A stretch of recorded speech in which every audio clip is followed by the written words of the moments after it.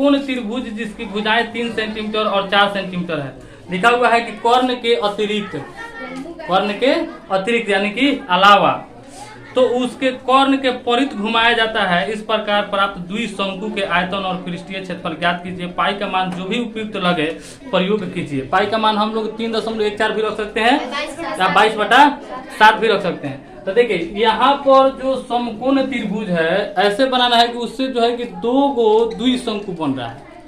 समकोण त्रिभुज से कई गो शंकु बन रहा है? 2 गो। तो देखिए मान लीजिए कि इस तरह का होगा,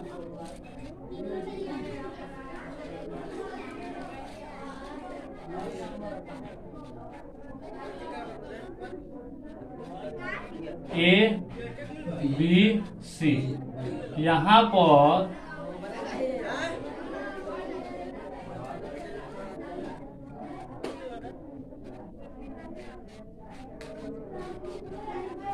समझ में गया? देखिए यहाँ पर जो समकोण बन रहा है बी वाला क्या है? समकोण। एक जो है कि ABC समकोण त्रिभुज बन रहा है, यहाँ पर एगो हम लोग ADC भी समकोण हम लोग त्रिभुज कह सकते हैं। तो समकोण त्रिभुज में अब क्या कई गो शंकु बन रहा है? 2 गो शंकु। कहाँ कहाँ?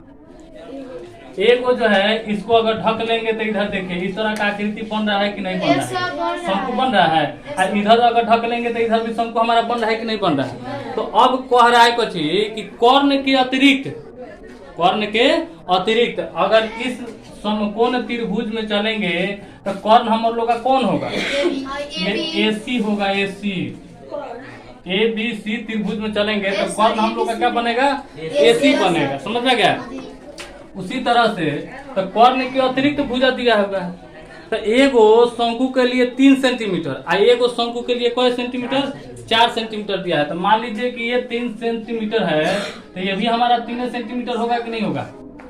और ये 4 सेंटीमीटर होगा तो ये भी हमारा 4 सेंटीमीटर होगा। इसलिए क्योंकि यहाँ पर 2 गो शंकु बन रहा है तो शंकु में ये अगर BC बराबर हम लोग का CD है तो BC बराबर CD शंकु के लिए क्या है? तिर्यक ऊंचाई है। इस तरह से हम बना देते हैं। चलिए इसको देखिए, इसको हम लोग क्या किए, माने चाहे इस भाग को काट करके हटाइए चाहे इस भाग को काट करके हटाइए, तो इस तरह का बन रहा है कि नहीं बन रहा है? तो ये वाला जो भाग है हाई वाला और ये वाला दोनों एक दूसरे का क्या होगा? बराबर होगा। और ये क्या है? शंकु की तिर्यक ऊंचाई है। कोई दिक्कत? आप देखिए यहाँ पर हम लोग O मान लेते हैं। समझ में गया? अब देखेंगे त्रिभुज ABC में, तो बताइए इसका 3 सेंटीमीटर है और इसका 4 सेंटीमीटर है। तो AC का मान निकालने के लिए हम लोग क्या करेंगे? पाइथागोरस प्रमेय का यूज करेंगे। तो क्या यूज करेंगे? पाइथागोरस। तो पाइथागोरस प्रमेय में लंब का स्क्वायर प्लस आधार का स्क्वायर लंब का स्क्वायर प्लस आधार का स्क्वायर बराबर कर्ण का स्क्वायर। तो ये कितना हो जाएगा? AC अगर निकालना चाहेंगे तो रूट अंडर कितना हो जाएगा? 3 का स्क्वायर प्लस हो जाएगा 4 का स्क्वायर। तो 9 + 16 तो ये हो जाएगा कितना? 25। इसका कितना निकला? 5 सेंटीमीटर। किसका मान निकला? AC का। समझ में गया? अब देखिए ये 2 जो शंकु बना है तो इसका पृष्ठीय क्षेत्रफल भी कह रहा है निकालने के लिए और आयतन भी कह रहा है। ये नहीं कह रहा है निकालने के लिए, आयतन और पृष्ठीय क्षेत्रफल कह रहा है। तो आयतन भी निकालने के लिए हम लोग को त्रिज्या चाहिए। आयतन भी निकालने के लिए हम लोग को त्रिज्या चाहिए और पृष्ठीय क्षेत्रफल में निकालने के लिए हम लोग को क्या चाहिए? त्रिज्या चाहिए, जो कि हम लोग के पास त्रिज्या नहीं है। और इस शंकु के लिए अलग ऊंचाई चाहिए और इस शंकु के लिए अलग ऊंचाई चाहिए। ये नहीं कर सकते हैं जब AC का मान लीजिए है शंकु को यहाँ पे काट के लाए है ना, तो ये क्या हो जाएगा? ऊंचाई। ये क्या हो जाएगा? ऊंचाई हो जाएगा, जो कि हम लोग OC लिख सकते हैं। इसको CO लिख सकते हैं ना। इसको हम लोग B लिख सकते हैं। इसको कैसे लिखते हैं? D। तो देखिए तो ये नहीं, जब AC का मान 5 आ गया तो ये नहीं कह सकते हैं कि हाँ ये दोनों के आधा वो है, आधा है नहीं है। क्यों नहीं है? इसलिए क्योंकि इसका देखिए भुजा 4 है और इसका भुजा क्या है? 3 है। तो निश्चित है कि इस शंकु से ये शंकु क्या होगा? बड़ा होगा। बड़ा होगा कि नहीं होगा? तो ये आधा हो जाएगा। नहीं होगा। तो इसके लिए अलग ऊंचाई निकालना होगा, इसके लिए अलग ऊंचाई निकालना होगा। और ये त्रिज्या जो हो जाएगा ना, तो दोनों शंकु के लिए त्रिज्या क्या होगा, बराबर होगा। दोनों शंकु के लिए त्रिज्या क्या होगा, बराबर होगा। तो चलिए पहले इसका मान निकाल लेते हैं। अगर एक शंकु की ऊंचाई निकल जाएगा तो दूसरी शंकु की ऊंचाई भी निकल जाएगा। चलिए इसमें लिखेंगे OA बटा, ये जो 6 चैप्टर अभी पढ़ाए नहीं है, 6 चैप्टर में पढ़ाएंगे तो बताएंगे कि किस त्रिभुज के किस भुजा के बटा में कौन सा होता है, ठीक है ना। अभी ध्यान देना है कि OA बटा हो जाएगा AD, यानी कि 3। समझ में आ गया। अब तो 5OA बराबर 3/9, OA बराबर हो जाएगा 9/5। OA का मान आ गया, यानी ये किसका मान आया, OA का। तो OA का ये एक शंकु की ऊंचाई है, ये शंकु की क्या है, ऊंचाई। तो OC का मान निकाल लेंगे कि नहीं, निकलेगा कि नहीं निकलेगा, कैसे। तो OC बराबर निकालिए, OC बराबर हो जाएगा AC minus OA, AC minus OA। AC का मान कितना है, 5 है। OA का मान कितना है, 9/5। घटाइए, 5/25 में से 9 घटा लेंगे, 16/5। ये 16/5 किसका आ गया, OC का मान। तो ये दोनों शंकु के लिए ऊंचाई निकल गया। अब हम लोग को निकालना है, इसका हो जाएगा 5OD 4/12, और OD बराबर 12/5। ये जो है OD निकला हम लोग का। OD क्या है, त्रिज्या है।